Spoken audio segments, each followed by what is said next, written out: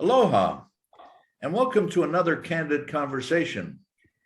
We're joined today by Alex Kraft, who's the founder and chief executive officer of Heave, a sales facilitation tool, internet-based, that's very, very serious need within the industry. Today, I'd like to visit with Alex on what he calls the customer experience. And I'm going to do it in the context of the balanced scorecard, where we start with the needs and wants of the customers and then use that as our starting point for everything that we do in the business development side. Alex, glad you're with us today. Look forward to having this discussion with you. Thank you very much. Look forward to it as well. The customer. I hate those guys.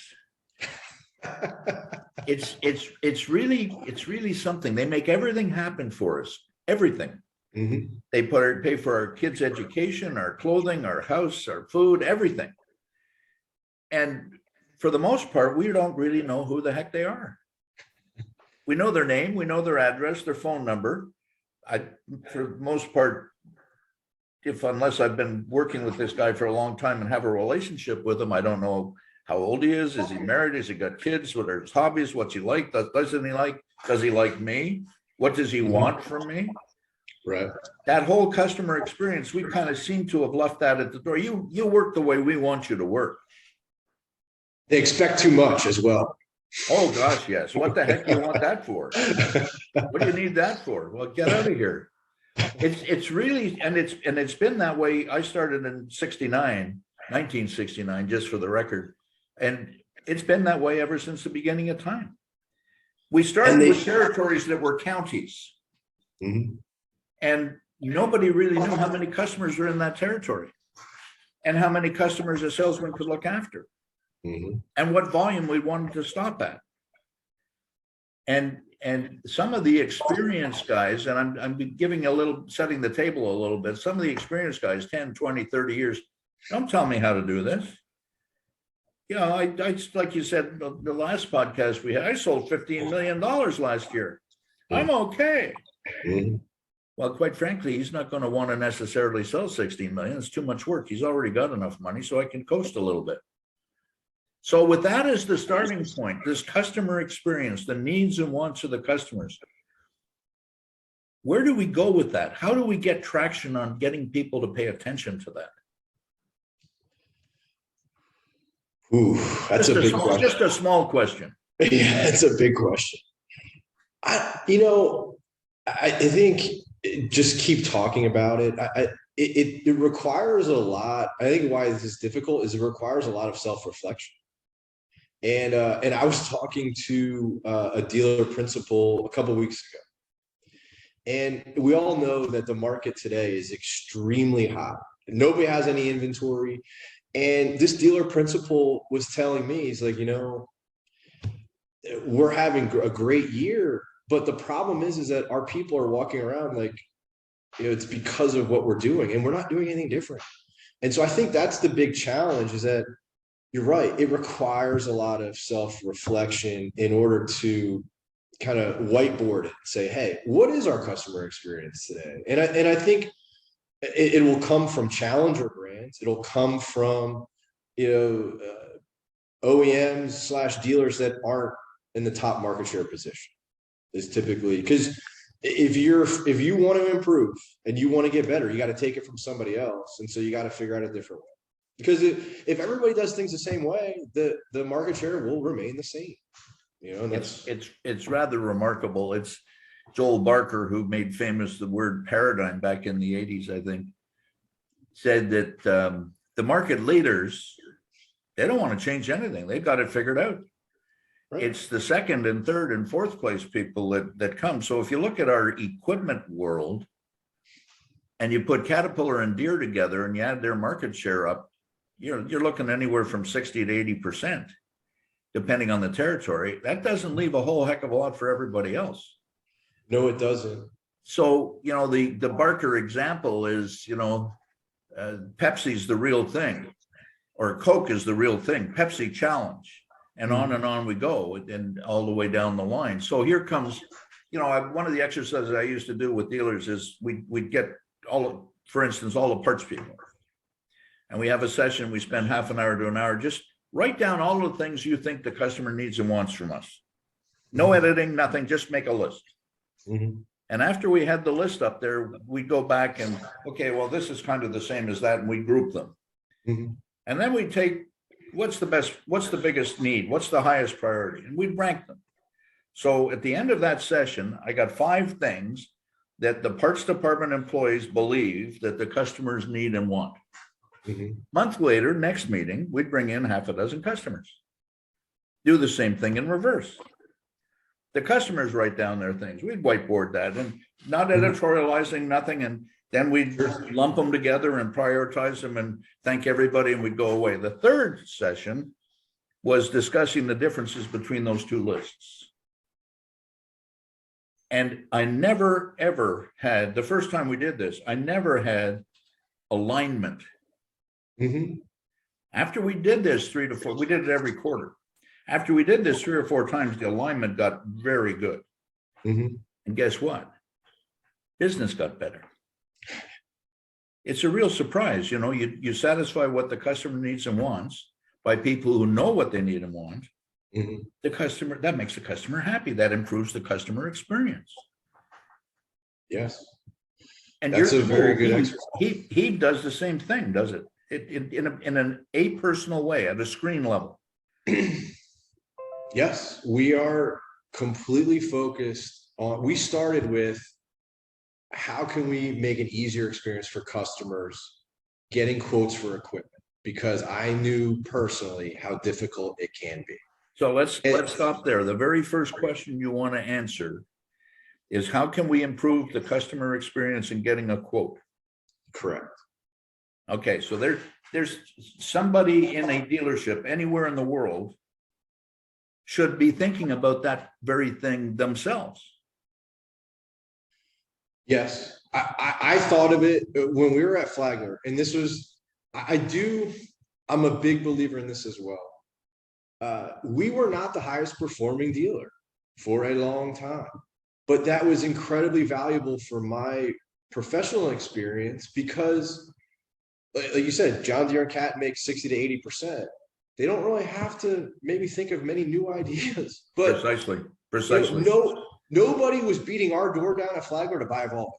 Even our like existing customers, I felt like we had to scratch and claw for everything.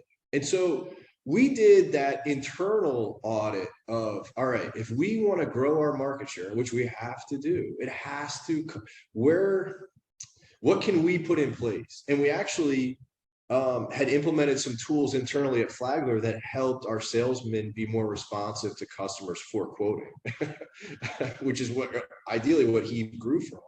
Because I would see, so you'll appreciate this, dealers hate CRMs.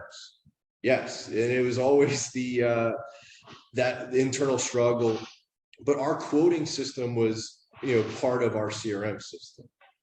And when I was elevated to chief operating officer at Flagler, I observe. I like to observe, and I saw too many of our salespeople come in off the road, and they would sit down at computer terminals, and they'd be there for hours. I'd go to lunch, and they're still there, and I ask them, "What are you doing?" Quoting this deal. And you get to the point where, like, okay, if you're quoting a deal, it takes 2 hours. And it's a normal deal. How we have to get you in front of customers more, because ultimately that's how you make money for the company and for yourself. And we got to the point where, like, stop trying to fit that square peg in a round hole. Salesmen don't like CRMs. CRMs are cumbersome. It doesn't do us any good to keep having CRM trainings. They don't like to do it. And so I got with our head of IT at the time, and we found a company that builds online forms, and we created an app that we used internally where a salesman could meet with a customer, click the app open. It was very basic, answer those basic questions, customer, what they want.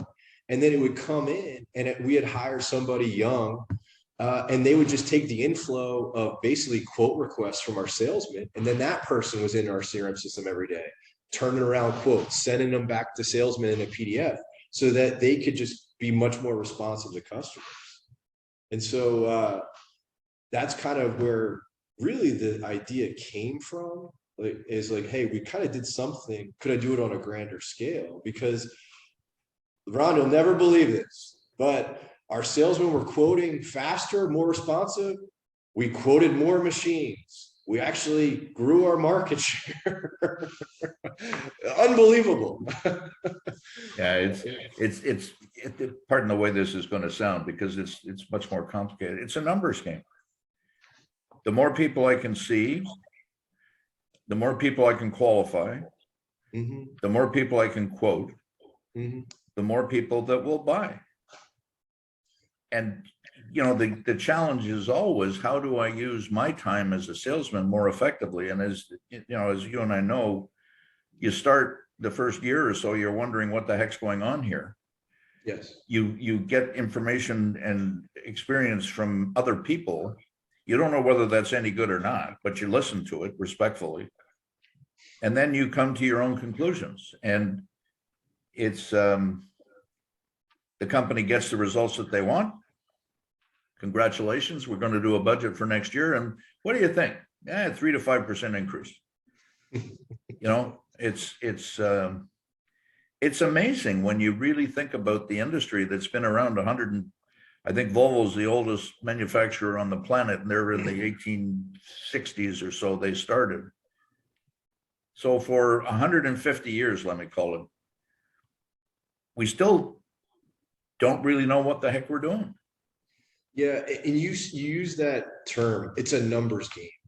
And it is. And people in this industry are like, feel so, they tense up when it gets mentioned, because the response, well, no, it's a relationship business. Yes, it is. Relationships are formed, but it's just an immutable fact that the more quotes you put out there, the more customers you see, the more prospecting you do, the more machines you will sell. And I don't know why the industry struggles so much with that, like, phrasing and that terminology. Because the other thing too, the flip side of that is, if you're spending that much more time on each individual customer and deal, you put a tremendous amount of pressure to close all of those damn deals.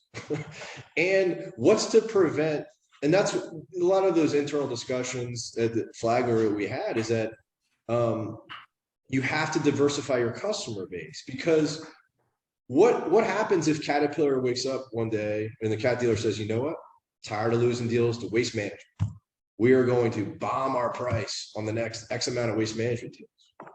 What happens then? If you put all your eggs in this small basket. That whole philosophy, it's been a fact of life through my generational career.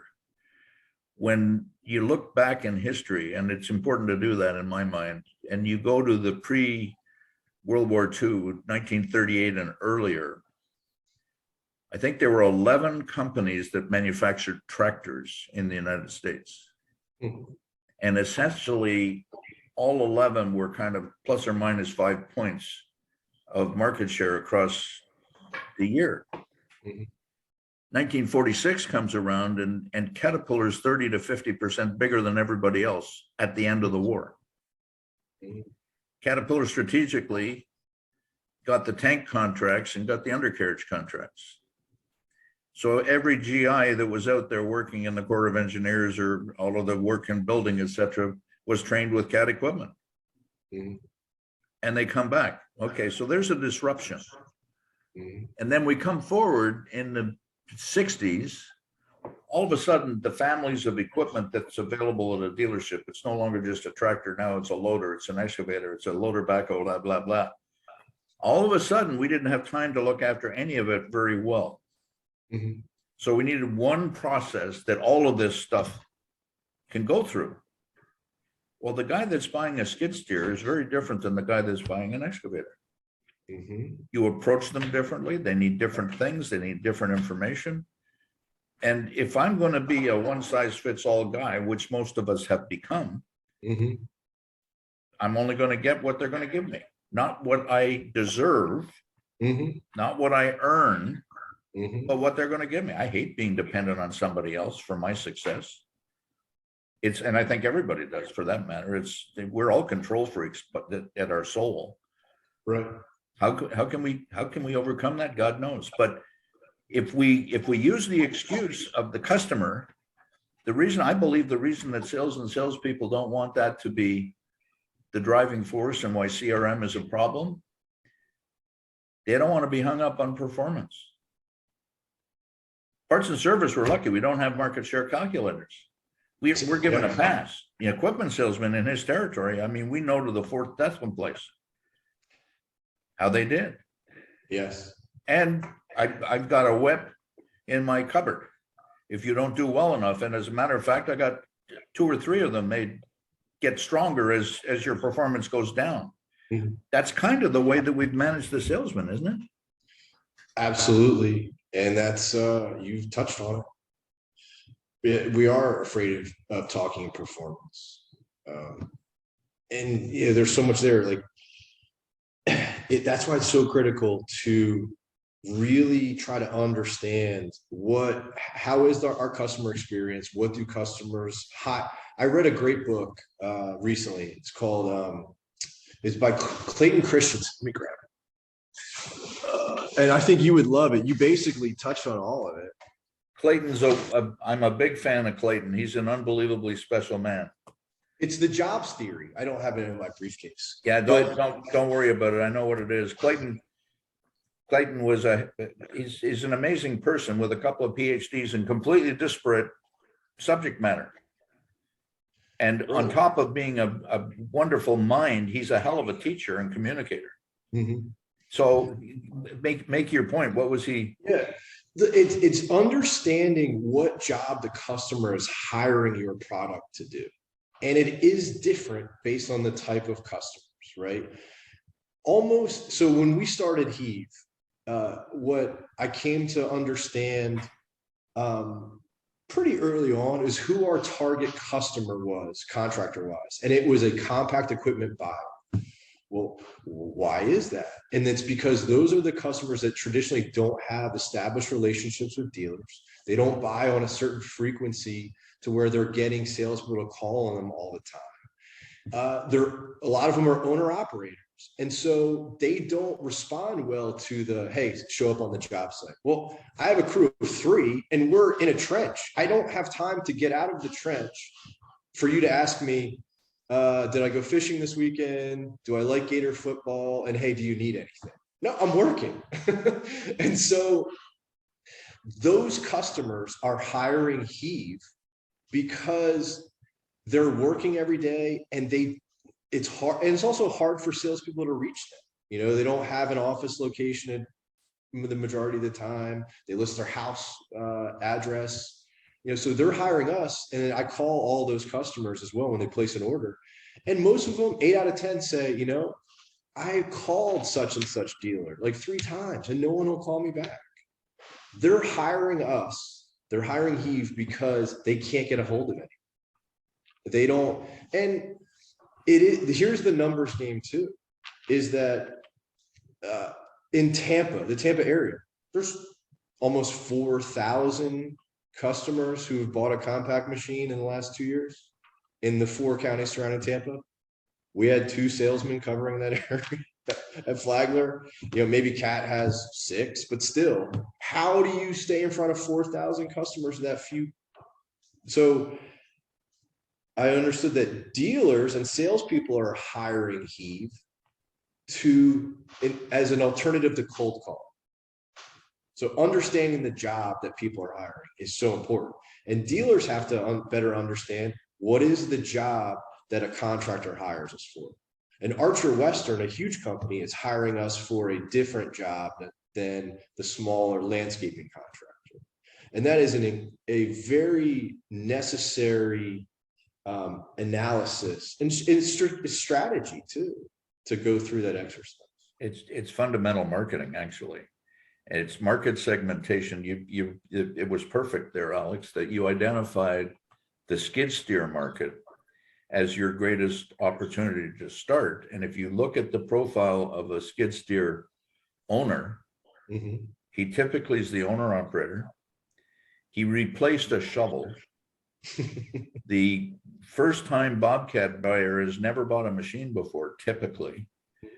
It's a brand recognition business. Caterpillar tried hard to displace Bobcat. They didn't really make a dent.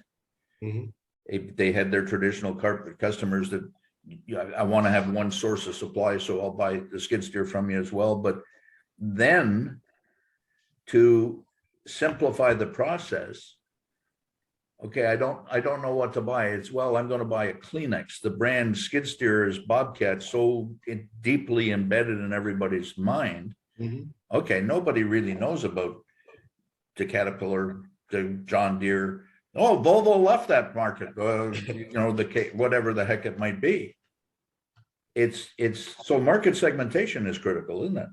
It is, and it's deeper than like, and this is something I would love to explore, maybe further conversations or a further article, is that marketing is so surface level in the dealership world today. It basically is, well, hey, let's just pay money to show up on the first page of it's not understanding. Yes, brand recognition and name and awareness of your name is important, but if you don't have the capability to interact with customers and to respond quickly to what their needs are, it's all kind of a waste. Markets that like we talked about, understanding why they would rent or buy from you, what their needs are, that's all very critical. The part of marketing, and yes, please, if that's something that excites you, let's get a blog over to us. Marketing, from my perspective, and the way that I teach it, is marketing is the tool that explains and exposes anything and everything that we do to get the customer to buy. Mm-hmm. And in my view, it starts with market segmentation, and that's size and industry. It's, the number of machines they have, the kinds of machines they have, the parts relationship, the service relationship, their how they pay their bill, blah, blah, blah. And then establishing a territory. I don't think we have a clue. If we don't use segmentation, which very few people do, and by the way, that skid steer example, the Bobcat dealer in that area maintained a 50% market share until he ran into the financial difficulties in 2008. Mm-hmm. And Rick's a good guy, but Melrose knew how to do it. And everybody tried to copy that type of circumstance, not realizing that the closer parallel, Alex, in my opinion, for the skid steer is the car dealer, not the equipment dealer. A lot of these guys go on the weekend and kick the tire.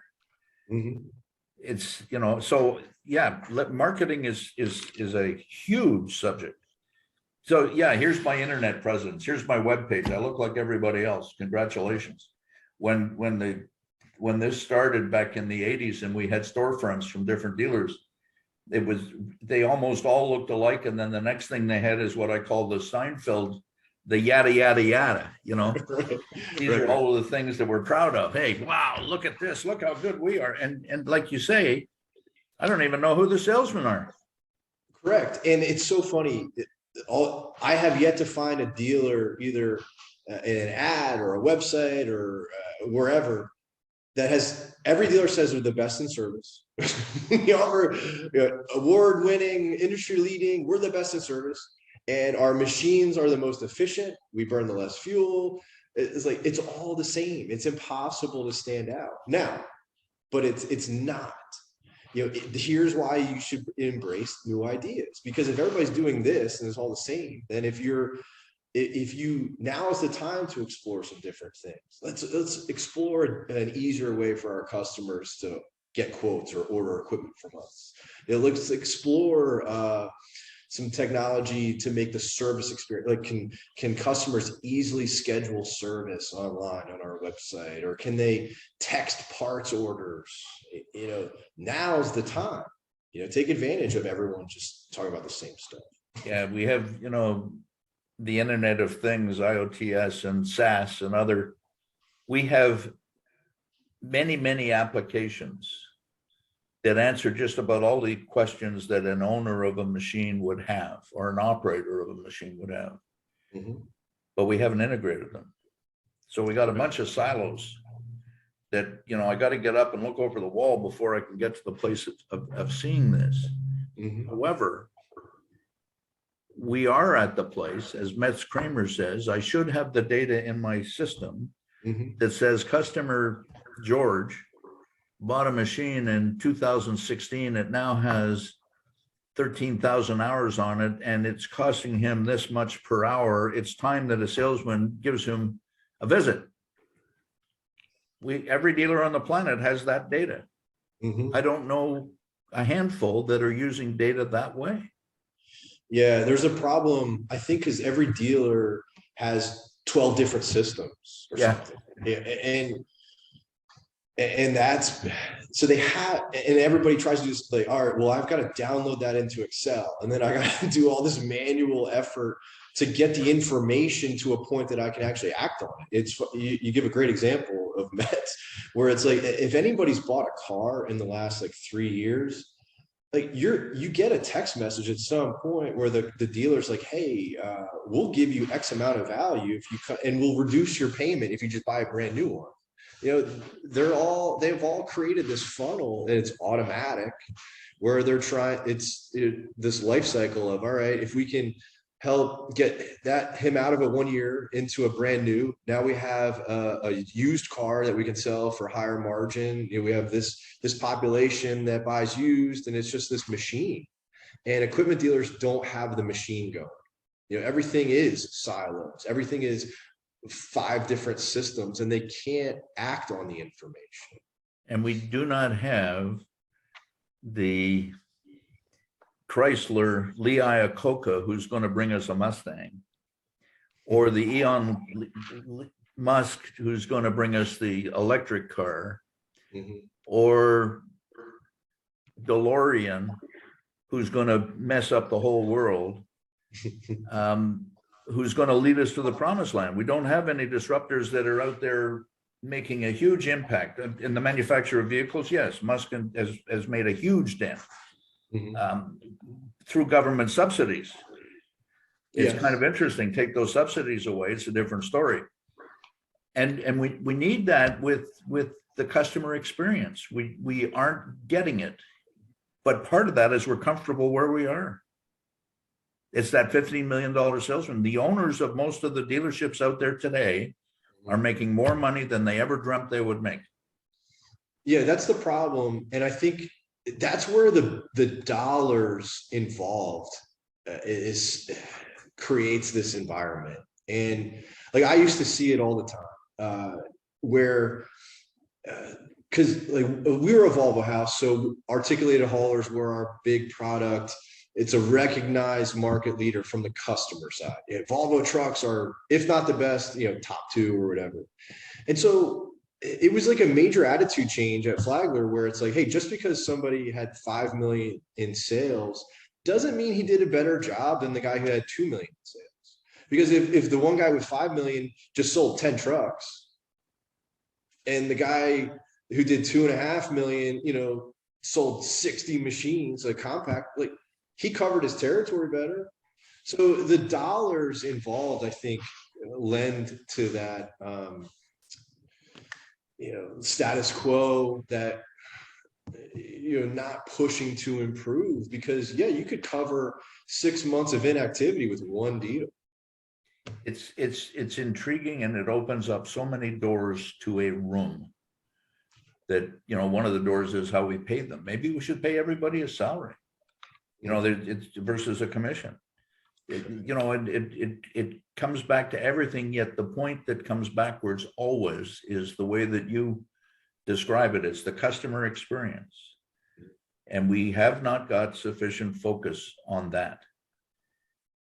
And at times I always characterize myself as, I'm like a mule in a tin barn making a lot of noise. A lot of people can hear me, but how many are doing something about it? I thank you very much. I think this has been a very helpful discussion for everybody, forcing people to reevaluate that customer experience. What do they need and want, and how good a job do we do in satisfying that? Is that kind of a good place to end on this one? Yeah, I think so. And it's yeah, I think the other thing to mention about it too, Ron, is when you go to customers and you ask them about their experience with you, and you know, try to kick things around and you actually do something different, they really appreciate it. Oh, absolutely. You know, so everything is there. It's just, can we get enough people to try to do something different? And just because somebody buys something from you doesn't mean they're satisfied. No, Right? that's exactly right. One of the things that I've always said is, our customers are the whole thing. It's everything and anything that we ever wanted to get, they provide. But there's a responsibility we have to make sure that they get what they need. Right. And it's not providing a machine. It's providing a tool that digs a hole or a trench or whatever it might be. It's not the machine. It's how we support the machine. It's what we do to keep them happy. Right. And like, I'll give you, like, rental is a great example. I could rent a machine to you and it looks great. We just invoiced $10,000 of revenue because you rented the machine for me. What we don't know as a dealer was I might have been your fifth call because the first four guys didn't have it. Does that mean that but no, if I give you a great experience, if I show time after time that when you call me, I immediately respond. We get the machine out there by the end of the day. Or, if you called me on a Friday and we got it out there so you can start work first thing Monday, that's what matters. Like that is an excellent experience as to why you're going to rent from me again. And it's not because of necessarily a rate or anything else, but that's why you have to care and why you have to focus more time on what is our customer's experience. Do they enjoy dealing with us, or is it a pain? Are they only dealing with us because the other guys couldn't supply it?